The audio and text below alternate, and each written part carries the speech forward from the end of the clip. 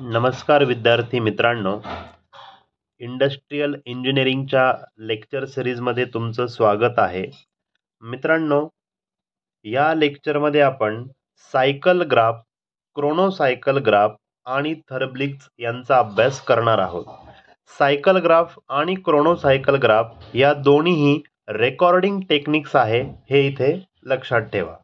मित्रांनो, ज्यावेळेस आपल्याला एखाद्या ऑपरेटरच्या हँडची मूवमेंट, हातांची हालचाल कशा पद्धतीने होते याचं जर रेकॉर्डिंग करायचं असेल तर त्या ठिकाणी आपण सायकल ग्राफचा वापर करत असतो. मित्रांनो, सायकल ग्राफमध्ये आपण काय रेकॉर्ड करतो तर आपण रेकॉर्ड करत असतो path of movement by the hands of an operator.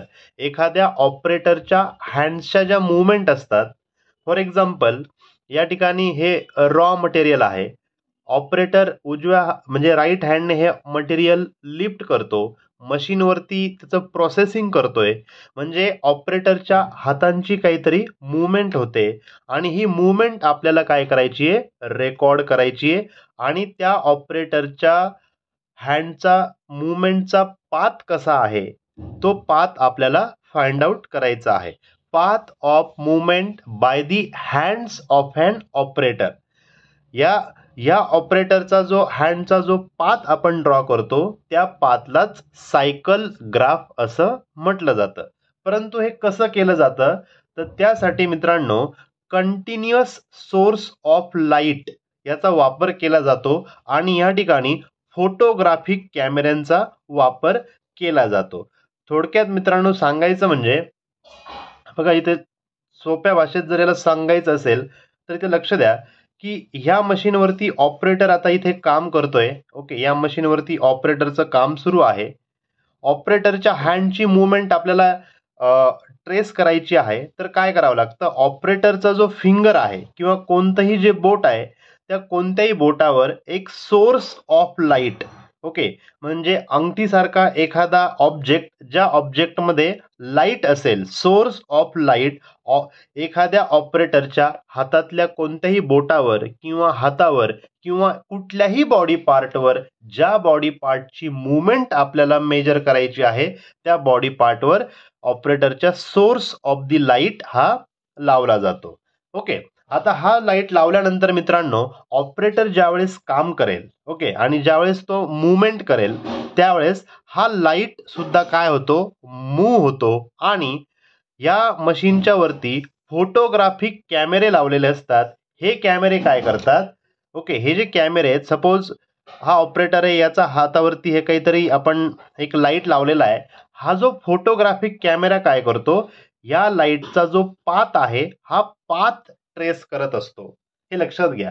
आणि यावरूनच आपल्याला त्या ऑपरेटरच्या हँडची मूवमेंट किंवा त्याच्या कुठल्याही बॉडी पार्टची मूवमेंट आपल्याला या ठिकाणी ट्रेस करता येते. यालाच सायकल ग्राफ असं म्हटलं जातं. फॉर एक्झाम्पल जे मी इथं ड्रॉ केलंय की ह्या पद्धतीने मी हा जो कर्व ड्रॉ केलाय, फॉर एक्झाम्पल हा या ऑपरेटरच्या हँडच्या मूवमेंटचा पाथ आहे असं आपण म्हणू शकतो आणि यालाच सायकल ग्राफ असं म्हटलं जातं.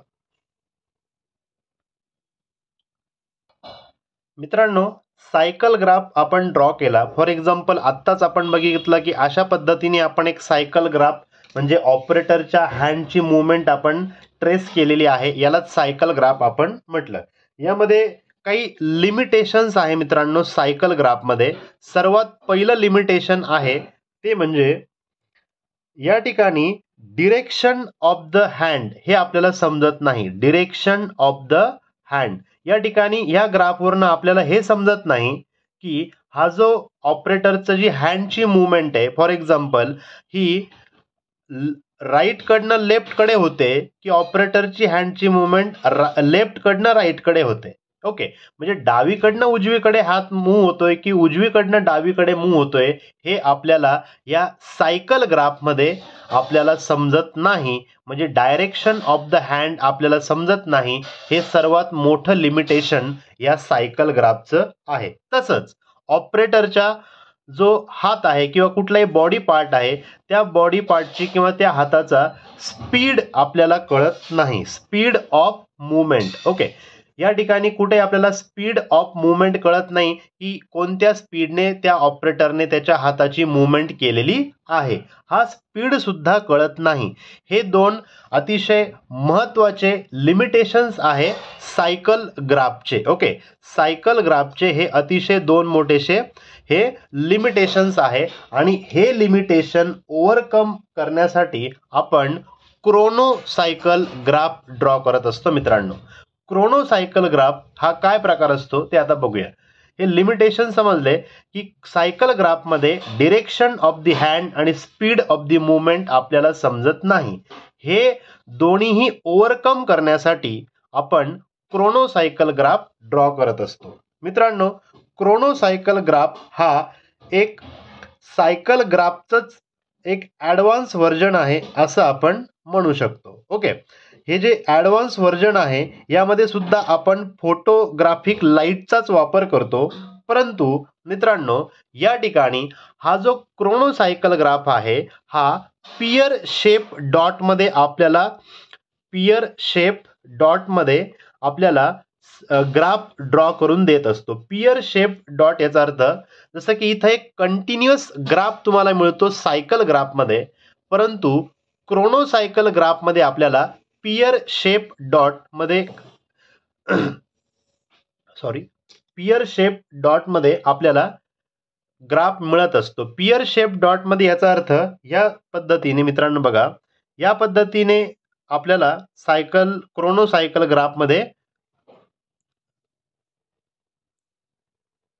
आपला ग्राफ तयार होत असतो. ओके, आता मित्रांनो लक्षात घ्या, या ठिकाणी काय असतं, ज्या ठिकाणी ह्या पियर शेपचं म्हणजे हा जो शेप आहे त्याला पियर शेप डॉट म्हटलेला आहे, ह्या टाईपचा कर्व तयार होतो आणि ज्यावेळेस पियर शेप डॉट मध्ये कर्व तयार होतो त्यालाच क्रोनो सायकल ग्राफ असं म्हटलं जातं, यालाच क्रोनो सायकल ग्राफ म्हटलं जातं. आता याचे ॲडव्हान्टेज काय मित्रांनो, सर्वात पहिला जो ॲडव्हान्टेज आहे तो म्हणजे डिरेक्शन ऑफ हँड आपल्याला या क्रोनो सायकल ग्राफ मध्ये समजते. मित्रांनो, एक लक्षात घ्या, हा जो पियर शेप डॉट आहे याला एका बाजूला एक एंड आहे, जसा हा एक एंड आहे, या डॉट साठी हा एंड आहे, ह्या डॉट साठी हा एंड आहे. मित्रांनो,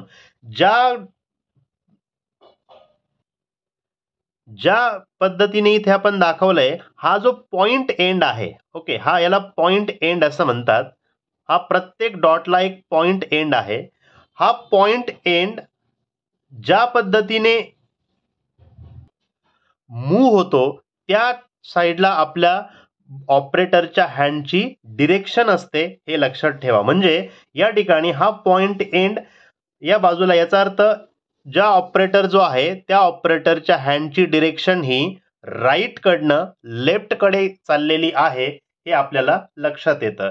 जर हाच ग्राफ ह्या पद्धतीने ड्रॉ झाला असता तर आपल्याला लक्षात येतं की हा पॉइंट एंड इकडे आहे, याचा अर्थ काय, ह्या हँडची मूवमेंट ही लेफ्ट कडनं राईट कडे चाललेली आहे. ओके मित्रांनो, हे लक्षात घ्या, सर्वात महत्वाचं म्हणजे हँड मूवमेंट किंवा हँडची जी डिरेक्शन आहे लेफ्ट टू राईट और राईट टू लेफ्ट ही तुम्हाला या क्रोनो सायकल ग्राफ मध्ये समजते. आणि त्यानंतर दुसरं जे आहे मित्रांनो आपण डिसएडव्हान्टेज स्पीड ऑफ मूवमेंट. मित्रांनो, जर इथे लक्षात ठेवा या दोन गॅप हे जे दोन पियर शेपचे जे डॉट्स आहे हे दोन डॉट मध्ये जेवढं डिस्टन्स असतं, ओके, या दोन पियर शेपच्या डॉट्स मध्ये जेवढं डिस्टन्स असतं त्या डिस्टन्स वरनं त्या ऑपरेटरच्या हँडचा किती स्पीड आहे, किती फास्ट किंवा किती स्लो त्याने हँड मूवमेंट केलेली आहे हे तुम्हाला इथे कॅल्क्युलेट करता येतं. जर या ठिकाणी आपण बघितलं तर ह्या दोन डॉट मध्ये जर जास्त डिस्टन्स असेल किंवा दोन डॉट मध्ये कमी डिस्टन्स असेल तर त्या डिस्टन्स वरनं दोन पियर शेप डॉटच्या डिस्टन्स मधनं आपण या ठिकाणी स्पीड ठरवू शकतो. स्पीड जास्त होता, फास्ट होता की स्लो होता, कमी होता, ह्या दोन्ही गोष्टी मित्रांनो आपण क्रोनो सायकल ग्राफ मध्ये ओव्हरकम केलेल्या आहेत, म्हणून याला क्रोनो सायकल ग्राफ म्हणतात. हा जो आहे पियर शेप डॉट असलेला आणि हा जो स्ट्रेट लाईन असलेला ग्राफ आहे, याला आपण सायकल ग्राफ असं म्हणतो. ओके मित्रांनो, हा महत्वाचा टॉपिक होता मित्रांनो. पुढच्या लेक्चरमध्ये आपण थर्बलिंग्ज हा अतिशय महत्वाचा टॉपिक शिकणार आहोत. तोपर्यंत थँक्यू, धन्यवाद.